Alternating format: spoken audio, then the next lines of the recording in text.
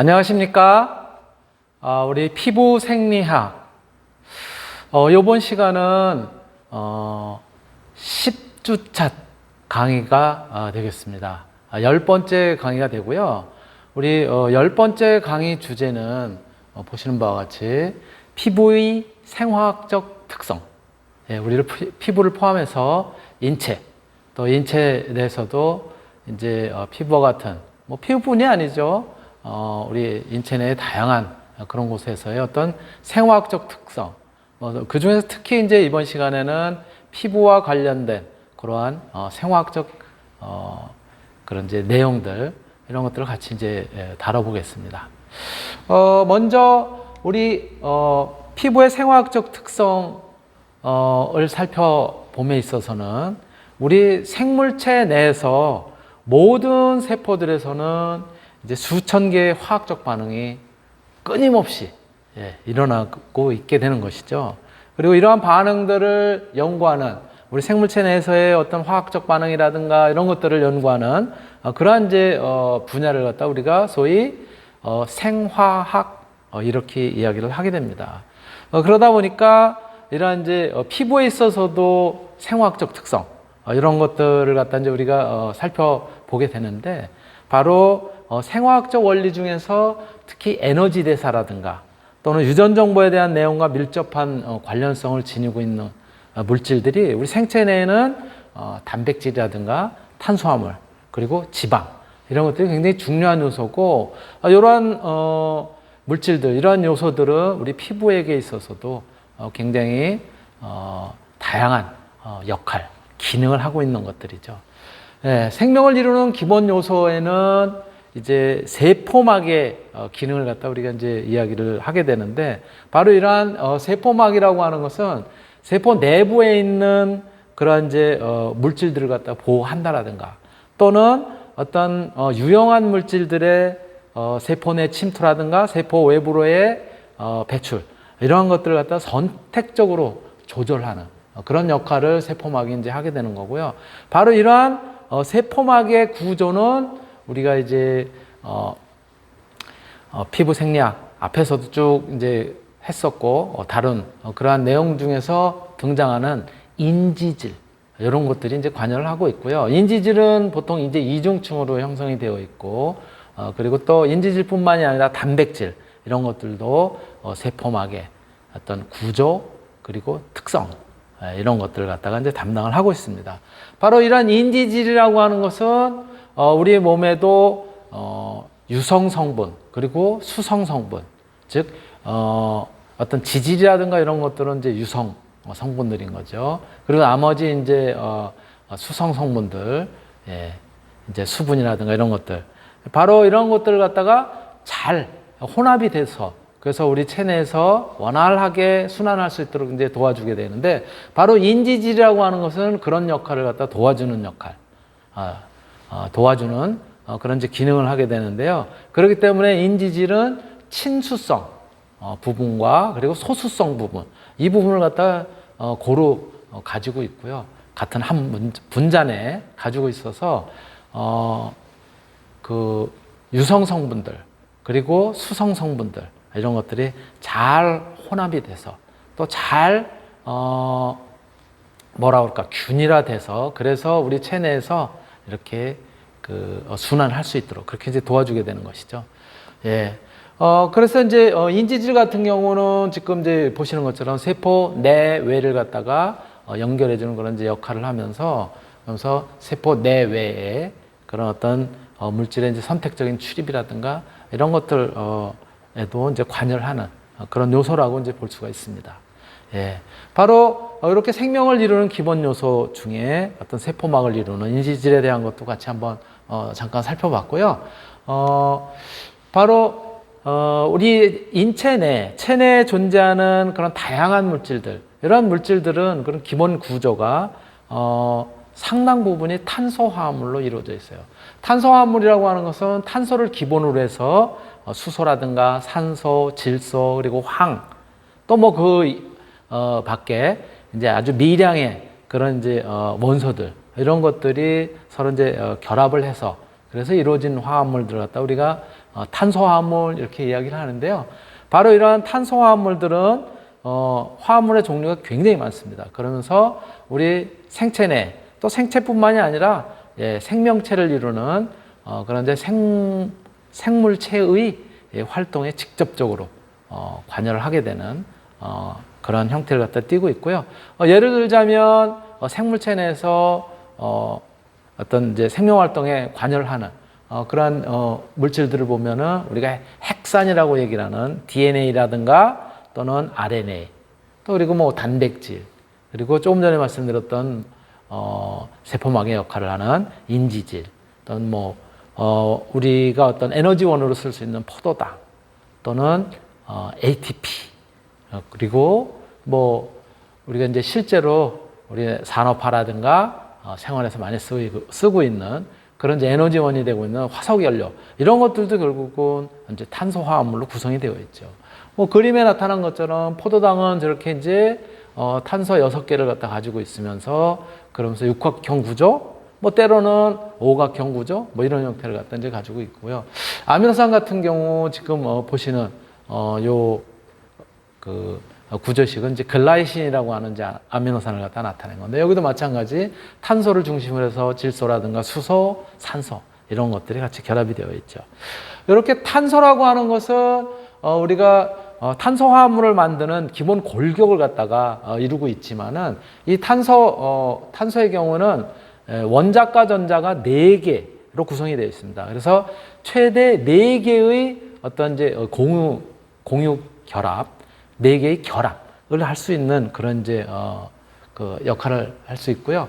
그리고 탄소와 탄소로 이루어지는 이러한 것이 이제 유기화합물에 있어서 골격을 이루고 있고, 이러한 이제 골격이라고 하는 것은 사슬 모양 또는 사슬이 쭉 뻗어나가면서 거기에 가지를 친다라든가 또는 어떤 뭐 그 사슬의 형태로 이루어져 있지 않고 고리를 갖다가 만든 그런 형태로 이제 보통 탄소들끼리의 결합을 통해서 그런 골격을 갖다 이루고 있고요. 탄소와 탄소의 결합은 하나씩 탄소 하나에 하나로 연결이 되는 그런 이제 결합이 있는가 하면, 단일 결합이 있는가 하면 또 탄소와 탄소가 이중 결합을 하고 있는 경우, 그리고 또 삼중 결합을 하고 있는 그런 다양한 유형들이 이제 존재를 하고요. 탄화수소라고 하는 것은 탄소하고 수소의 결합으로만 이루어져 있는 그런 탄소화합물을 우리가 보통 이제 이야기를 하게 되죠. 우리 체내에 있는, 생체 내에 있는 물질로서 이제 ATP, 조금 전에 이제 여러분들한테 설명을 드렸었던 ATP라고 하는 이제 물질이 있는데, 바로 이 ATP는 아데노신 트리포스페이트 이렇게 이제 표현을 하고요. 줄여서 ATP 이렇게 얘기를 하고, 아데노신 3인산, 즉 인산이 3개가 결합이 되어 있는 아데노신과 이제 같이 결합이 되어 있는 그런 물질이다라고 얘기를 하는데, 바로 이러한 ATP라고 하는 것은 양분을 우리가 이제 음식물을 갖다 섭취한다라든가 그렇게 되면 이제 이 영양분을 갖다 분해해서 얻은 에너지를 갖다가 저장해 두는 그런 이제 에너지 전달자로 이렇게 알려져 있고요. 바로 이러한 에너지 전달자인 ATP는 그 구성 단위가 조금 전에 이야기한 것처럼 트리포스페이트, 즉 인산이 3분자, 그리고 아데노신, 즉 아데닌, 이런 것들이 결합이 되어 있는데, 얘네들을 같이 연결을 해주고 이어주는 중심에서 이렇게 역할을 하고 있는 것이 당이에요, 당. 그래서 이 바로 ATP라고 하는 것은 3분자의 인산, 그리고 아데닌, 그리고 이제 당, 이러한 형태로 이제 결합이 되어 있습니다. 그래서 아데노신 트리포스페이트 이렇게 이야기를 하는 거죠. 바로 이러한 ATP뿐만이 아니라 우리 몸에 있어서 굉장히 중요한 역할을 담당하는 것 중에 하나가 이제 핵산인데요. 핵산이라고 하는 것은 영어로 nucleic acid 이렇게 이제 표현을 하는데, 왜 핵산이라고 이름을 붙였냐 하면은 바로 세포의 핵에서 발견되는 그러한 이제 물질들이고, 그렇기 때문에 이제 핵산이라고 이제 부르고 있는데요. 여기에는 질소가 포함되어 있는 그런 이제 고분자 형태의 물질로 이렇게 이제 만들어져 있는 거죠. 바로 이 핵산이라고 하는 것은 핵에 포함되어 있는 그런 이제 물질들이지만 요거는 생명체의 유전 정보를 갖다가 이제 담고 있는 긴 사슬 모양, 사슬 모양의 이제 분자 형태를 갖다 띠고 있고요. 여기에는 디옥시리보헥산이라고 얘기하는 DNA, 그리고 리보헥산이라고 이야기하는 RNA, 이렇게 이제 두 종류가 있고요. DNA, RNA 이런 것들을 갖다가 모두 우리가 뉴클레오타이드라고 하는 단위체로 이제 구성이 되어 있다는 거예요. 그래서 뉴클레오타이드는 조금 전에 보셨던 ATP하고 좀 유사한 그런 형태를 갖다가 이제 볼 수가 있는데, 뉴클레오타이드는 당과 아데닌 그리고 인산으로 구성이 되어 있는데, ATP의 경우에는 저 인산이 몇 개였었냐면은 3개였었죠. 그렇죠? 3개였었는데 뉴클레오타이드의 경우에는 바로 인산이 하나, 당이 하나, 염기가 하나인 이렇게 기본 단위를 이루고 있고, 인산과 당과 염기가 1대 1대 1의 비율로 그렇게 연결이 되어 있습니다. 바로 이러한 이제 뉴클레오타이드는 또 다른 뉴클레오타이드하고 이렇게 이제 연결이 돼서 그래서 DNA를 갖다 이제 이루게 됩니다.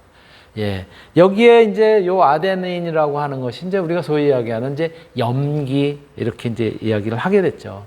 바로 이 아데닌의 위치에는 티민이라고 하는 것이 올 수도 있고, 또 아데닌 이외에도 사이토신, 시토신이라고도 이야기를 하죠. 또는 구아닌, 이런 것들이 이제 올 수 있게 되는 것이죠. 바로 이러한 이제 핵산을 갖다가 이제 조금 더 구체적으로 이렇게 이제 살펴보면은, 핵산에는 인산이 이제 하나 포함이 되어 있다고 했죠. 그래서 인산의 경우에는 이제 단독 물질이 존재를 할 때는 H3PO4 이 형태는 이제 존재를 하게 되는데요. 이 인산은 생명체 내에서 중요한 역할을 하는 그런 산 중에 이제 하나입니다. 3개의 산이니까는 이제 수용액 상태에서 수소 이온을 갖다 이제 내놓게 되겠죠. 그렇죠?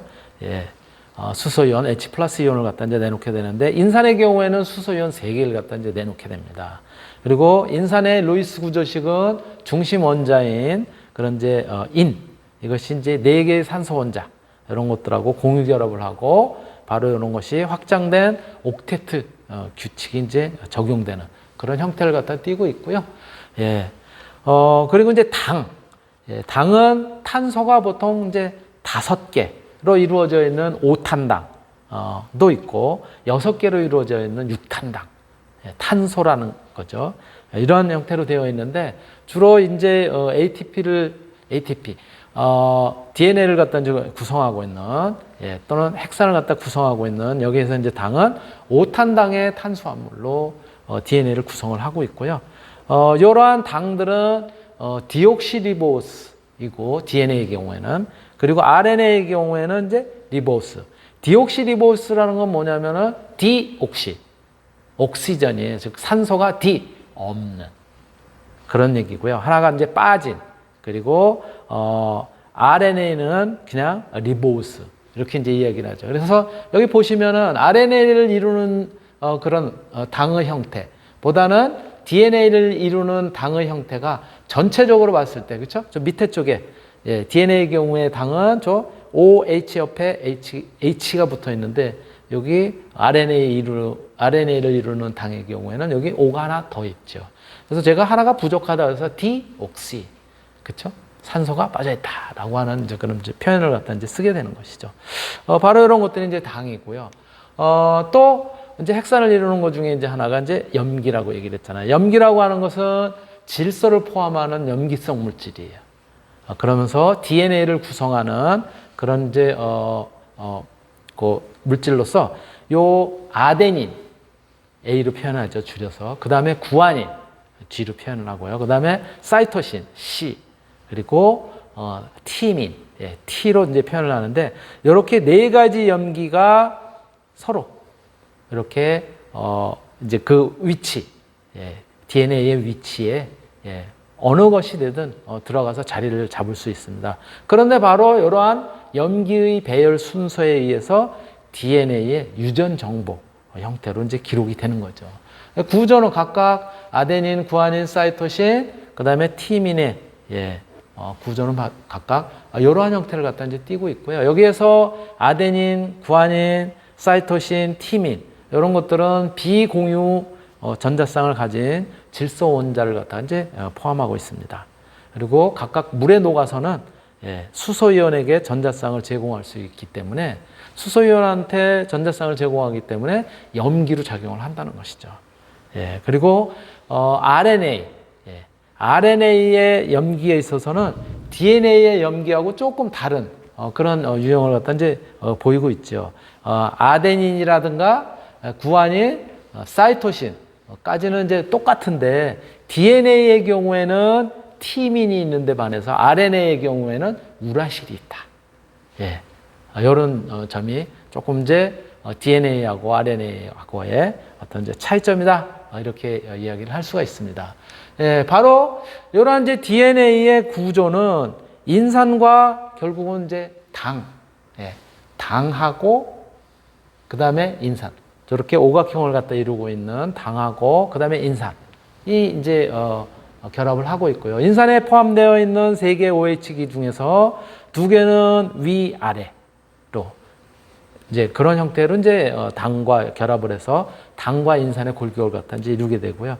나머지 인산들, 그리고 이것은 OH는 이제 수소 이온을 갖다가 내놓고 O- 구조를 갖다 이루기 때문에 DNA가 이제 음전화를 전체적으로는 띠게 되는 그러한 형태의 이중 나선 골격이 이루어지고 그런 이제 전기적인 반발이라든가 이런 것들을 통해서 바깥쪽으로 나머지 하나의 인산 쪽은 바깥쪽으로 이제 향하게 되는 그러한 형태를 갖다 이루게 되겠죠.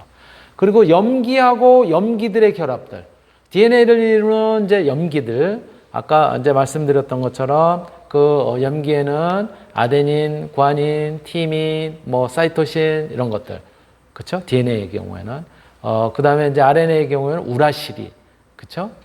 있다고 이렇게 이제 말씀을 드렸는데 바로 이런 DNA를 이루는 염기 사이에는 수소 결합이 형성이 되고 아데닌은 티민하고, 그렇죠? A는 T하고 결합을 하게 되고 그 다음에 구아닌 G는 사이토신 C하고 항상 짝을 이루면서 그러면서 수소 결합을 이제 하게 되는 것이죠.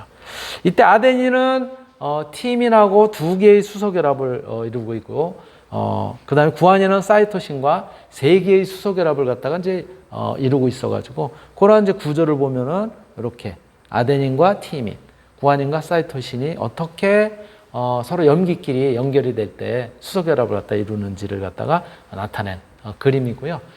바로 이렇게 이루어지는 DNA의 구조는 DNA는 여러분들이 많이 들어왔었던 것처럼 이중 나선 구조로 되어 있다라고 이렇게 이제 알고 있죠, 그렇죠? 그러면서 인산과 이중 나선 바깥쪽에 골격을 형성하고 그리고 염기는 안쪽으로 배열이 되어 있습니다. 이렇게 이제 안쪽에 염기들이 이렇게 이제 위치를 하고 있는 거죠. 티민이라든가 아데닌, 구아닌, 사이토신, 사이토신, 구아닌. 그렇죠? 아데닌, 티민. 이런 식의 안쪽으로 서로 배열이 되어 있으면서 걔네들 염기끼리 이제 결합을 하고 있어요. 그리고 이제 당하고 연결이 되어 있는 4종류의 염기 중에서 아데닌, 그리고 티민, 구아닌, 사이토신. 이런 것들에는 이제 수소 결합이 형성이 되어 있고 이때 이제 각 염기 사이의 이제 결합 길이는 동일하기 때문에 이중 나선이 일정한 간격을 갖다 이루고 그리고 이제 형성이 되도록 그렇게 되어 있습니다.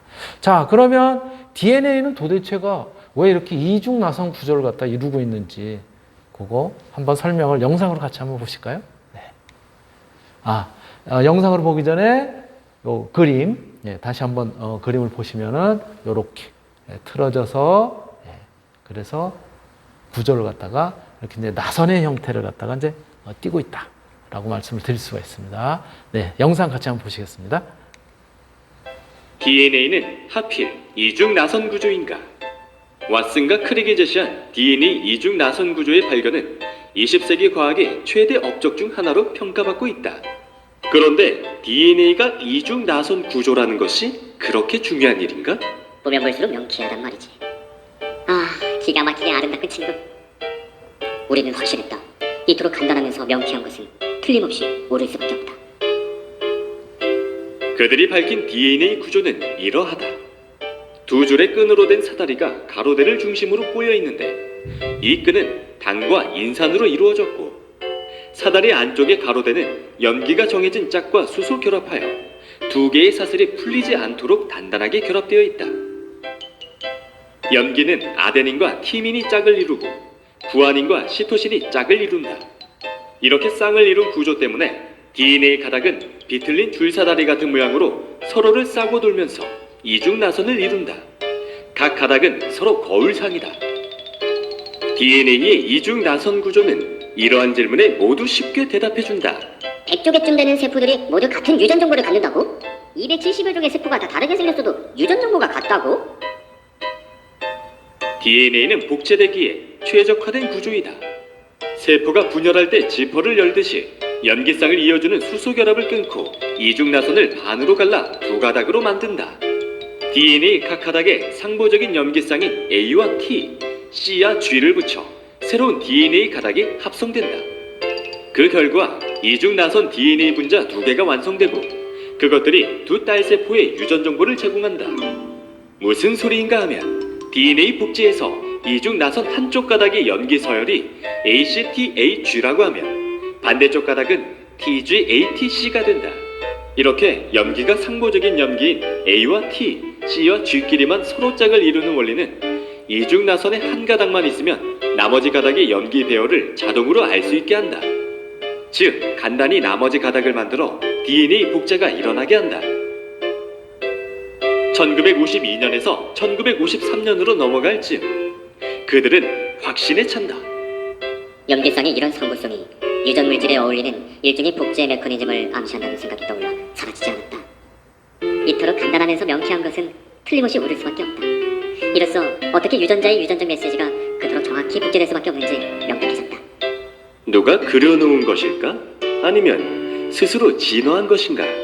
그것까지는 알 수 없지만 DNA의 나선 구조는 전달을 위한 똑똑한 구조임은 분명하다. 예. DNA의 이중 나선 구조 이거를 갖다 이제 밝혀냄으로써 왓슨과 크릭은 노벨 생리학상을 갖다 이제 받게 되죠.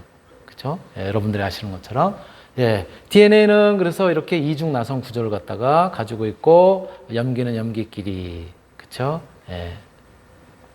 이렇게 A, G, T, C 의 형태로 결합한다라고 하는 것을 이제 알 수가 있고요. 바로 이렇게 DNA의 구조를 갖다 이제 살펴봤는데 그러면 DNA의 복제는 어떻게 이루어지나?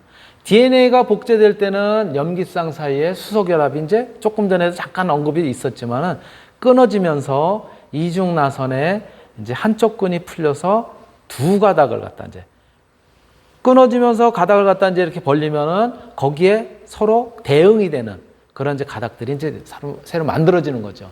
그래서 풀려서 두 개의 가닥이 이제 만들어지고 이때 두 개의 가닥 각각의 네 종의 이제 염기, 그죠? 서로 이제 쌍을 이루는 A하고 G, 그리고 T하고 C는 서로 쌍을 이루는 이렇게 대응을 해서 그래서 새로운 염기가 결합이 되면서 새로운 DNA의 이중 나선이 이제 만들어지게 되는 그런 형태를 갖다가 이제 보이고 있고 조금 전에도 여러분들이 이제 영상 속에서 잠깐 보신 것처럼 이제 그렇습니다. 바로 그러면 DNA 복제 어떤 식으로 이루어지게 되는지 그 영상도 같이 한번 보도록 하겠습니다.